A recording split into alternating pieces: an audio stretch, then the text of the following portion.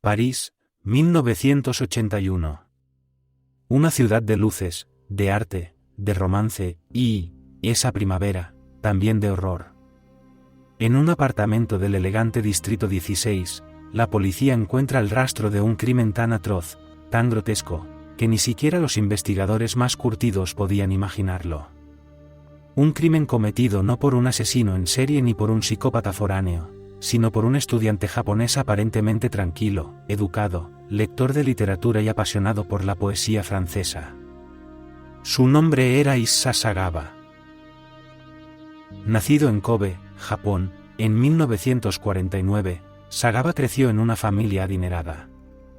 Su infancia estuvo marcada por una salud frágil, nació prematuramente y con múltiples complicaciones físicas. Siempre fue un niño pequeño, con una complexión débil y una apariencia frágil, lo que lo convirtió en blanco de burlas. Pero lo que nadie podía imaginar era que, desde muy temprana edad, Issa Sagawa desarrollaría impulsos oscuros, impulsos relacionados con el canibalismo. Él mismo lo confesaría más tarde, desde los 7 años, tenía fantasías con comerse a mujeres. No por hambre, ni por odio, sino por una extraña mezcla de admiración, deseo y dominación. Las veía como figuras perfectas, inalcanzables, y su mente trastornada interpretaba el acto de devorarlas como la única forma de poseerlas completamente. Era un impulso que no lo abandonaría jamás. En los años 70, Sagawa se trasladó a Francia para estudiar literatura comparada en la Sorbonne, una de las universidades más prestigiosas del país. Allí, entre bibliotecas y salones académicos, conoció a Renate Belt, una joven neerlandesa, brillante estudiante, políglota, extrovertida y amable. Sagawa quedó fascinado por ella. No solo la admiraba intelectualmente, sino que comenzó a obsesionarse con su físico, su voz, sus gestos.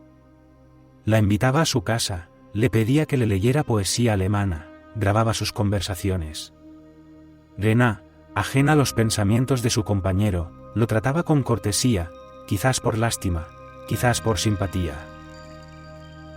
Pero para Sagawa, la atracción pronto mutó en obsesión. Una obsesión que no era romántica ni sexual en el sentido convencional. Quería devorarla. Literalmente. El 11 de junio de 1981, Issa Sagawa invitó a Renate a su departamento con el pretexto de trabajar juntos en una traducción. Le ofreció vino. Mientras ella se sentaba en el suelo, leyendo en voz alta, él tomó un rifle que había comprado días antes. Se acercó por detrás, y le disparó en la nuca. Murió en el acto. Sagawa, según sus propias palabras, se desmayó de la impresión. Pero al despertar, sintió que finalmente había alcanzado lo que deseaba desde niño. Durante los 2 días siguientes, cometió actos impensables. Desnudó el cadáver, lo fotografió, lo mutiló. Cortó partes del cuerpo, glúteos, muslos, senos, las cocinó y las comió. Guardaba trozos en la nevera, otros los dejaba a temperatura ambiente. Tomó fotografías, hizo anotaciones. Era un experimento macabro, una fantasía hecha realidad. No lo hacía por hambre. Era un ritual. Sagawa incluso escribió después que Renate era su sueño hecho carne. Finalmente, cuando el cuerpo comenzó a descomponerse, decidió deshacerse de los restos. Los metió en 2 maletas de viaje. Su plan era arrojarlas al Bois de Boulogne, un parque boscoso en las afueras de París. Pero su torpeza fue su ruina. Al llegar al parque en taxi, actuaba de forma tan extraña que los transeúntes sospecharon. Alguien alertó a la policía. Cuando los agentes inspeccionaron las maletas, encontraron el infierno. Sangre, extremidades, un torso femenino sin cabeza. La cabeza estaba aún en su apartamento, junto con más restos. Issa Sagawa fue arrestado en el acto, sin oponer resistencia. Lo más escalofriante, confesó todo con frialdad. Sin remordimiento, sin angustia.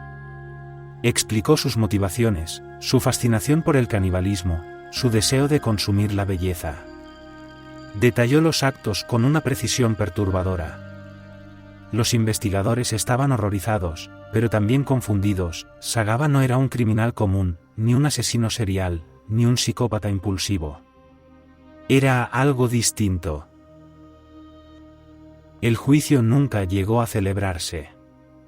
Las autoridades francesas, tras evaluar su estado mental, lo declararon inimputable, legalmente loco.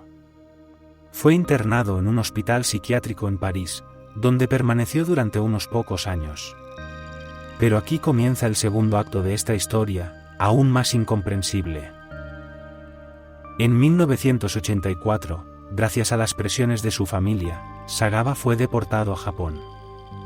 Las autoridades francesas pensaban que seguiría internado en un hospital psiquiátrico en su país. Pero una vez en Japón, las cosas cambiaron. Las leyes japonesas no permitían juzgar a una persona por un crimen por el que ya había sido procesado, aunque sin condena, en otro país. Y como los documentos judiciales franceses estaban sellados, las cortes japonesas no pudieron acceder a ellos. Resultado: Issa Sagaba quedó en libertad. Total y absolutamente libre. Solo pasó unos pocos años encerrado. Nunca fue juzgado. Nunca fue condenado. Nunca mostró verdadero arrepentimiento. Durante los años siguientes, se convirtió en una figura mediática en Japón. Apareció en entrevistas, escribió libros, participó en documentales, incluso en películas de bajo presupuesto. Describía su crimen con una frialdad pasmosa.